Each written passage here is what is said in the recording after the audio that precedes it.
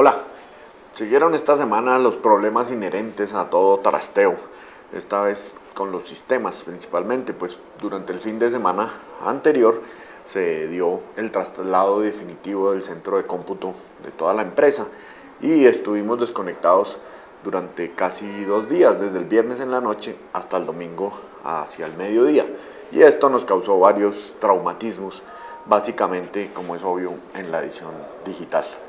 Como todo el periódico impreso del domingo hubo que subirlo manualmente y casi que desde las casas, pues en el corte y pegue, porque tocó hacerlo así, de los textos, pues hubo muchos traumatismos, muchos textos quedaron sin la parte final, sin algunos párrafos, y algunos ni siquiera fueron subidos al digital. Por ejemplo, nos pasó con una de las caricaturas del maestro Zuna, que se quedó por fuera en el digital, y él alega que es porque aquí hay un cierto sesgo de izquierda en nuestro .com, y por eso precisamente la que quedó por fuera fue la de la famosa Harley de las FARC, pero seguro que no fue eso.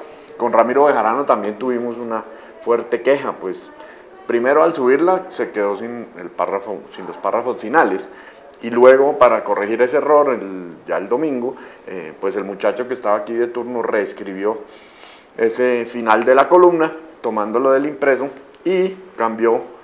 El texto decía la contratadora Sandra Morelli y él escribió la contralora Sandra Morelli.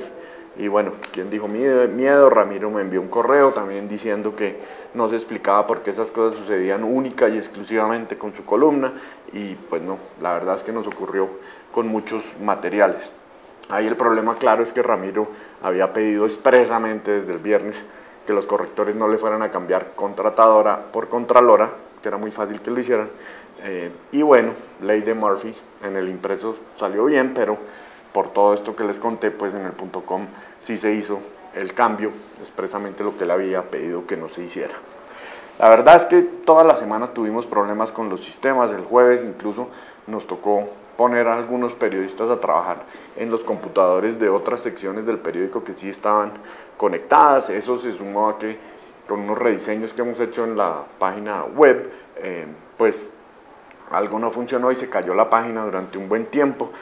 Por ahí en nuestro Instagram, Soy Espectador, quedó reflejado el desespero con Leonardo, nuestro editor multimedia, parado de la cabeza aquí en la redacción. Yo también, que tenía ese jueves un día muy pesado, entonces me vine muy temprano aquí para adelantar trabajo y nada me funcionaba en el computador y tal, y se me salió un madrazo bastante sonoro. Por fortuna no había mucha gente todavía aquí en la redacción, pero pues es que aquí la oficina sí queda en las narices de la redacción, allá en el otro edificio queda un poco más lejos. Entonces me dio mucha pena con Mariana y Angélica de la sección Vivir, que estaban trabajando aquí enfrente. Salí a pedirles perdón, pero era tanta la pena que solo les pregunté si tenían conexión y bueno, me contestaron que no, y ya entendí cuál era el problema y que no era solo mío. Quizás en algo de eso pues excuse el que esta haya sido la semana de los errores de ortografía y de tecleo en el digital.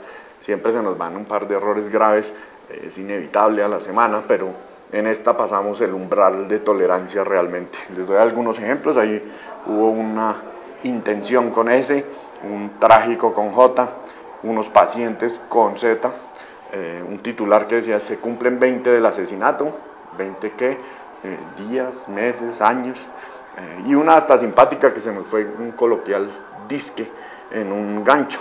Decía que los mexicanos muertos en el bombardeo donde cayó Raúl Reyes se encontraban disque, así decía, disque recibiendo información. Y en el impreso no faltaron tampoco los errores. El miércoles algunos de ustedes habrán recibido un impreso sin un balcón completo, con un balcón en blanco en la sección Vivir y una fotografía ahí sola sin ton ni son. Pues esta es la hora en que no sabemos qué fue realmente la jugada que nos hizo el sistema. Pues todo aparece en todas partes, en todos los computadores, en todo el proceso aparece bien, y finalmente cuando llegaba a las planchas de la rotativa pues iba en blanco. Por fortuna se dieron cuenta ya en la planta y solo fueron algunos periódicos que se fueron así, pero bueno, así salieron en blanco. Y en esa misma página también cometimos otro errorcito, ahí sí humano, pusimos en un destacado ICFB en lugar de ICBF.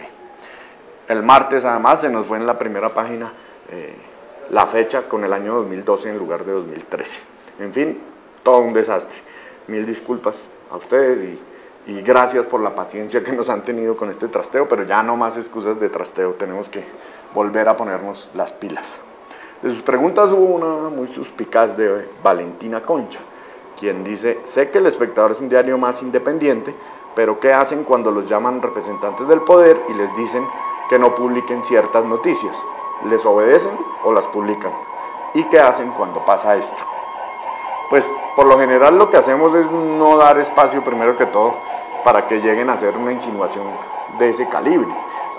Obviamente es muy raro que lo hagan así directo, pero sí a veces sucede que tratan de convencerlo a uno de la inconveniencia de publicar algo, de que eso puede beneficiar a algún malo por ahí, cosas de ese estilo.